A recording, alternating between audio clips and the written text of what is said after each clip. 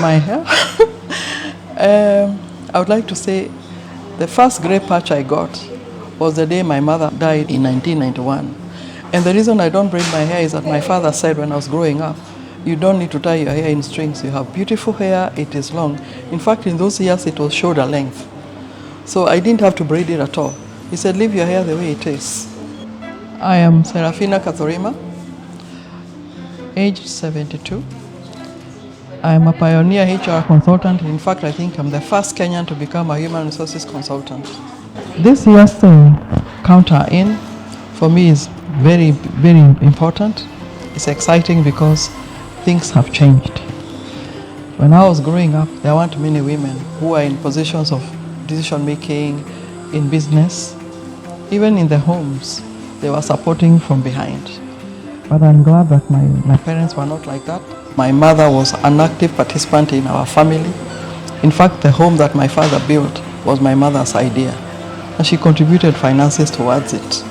She was very clear about what she wanted, and that's what I saw, that my father consulted her, she was included in the decisions that were made at home. So for me, Count Her In is something that I have lived. I have seen it. It may not have happened for many of my colleagues or my friends or other family members, but I think it is important because I am what I am because of the upbringing I got. My parents contributed to us becoming what we are. You can imagine that my hairstyle, for example, is from my mom. She used to pin it up like this, and I didn't realize that I was copying her until people commented, you know, your mom used to do her hair just the way you are doing.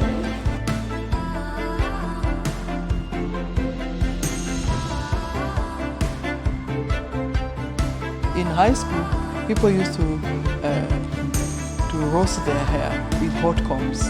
I actually had a hot comb when I went to high school, but I stopped using it many years later because I discovered I can do my own hair, and I love that.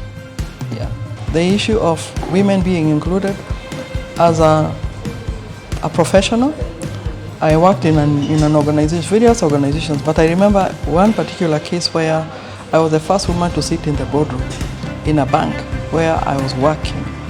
I was very surprised. When I walked in this boardroom, I had like more than 12 people, heads of functions. There was not a single woman except me. And I remember them remarking on that day that today we have color. That's how they put it. They were very excited. So I would like to say that Count Her In is important. To include women in decision making is important because we feel for people, we are caregivers, and we see the gaps that are missing in homes, even in the workplaces. So when we are included, the community benefits, everybody benefits, because we will be heard, our children will be heard, the men will be heard, because God created us as life givers, and that's what we should be doing.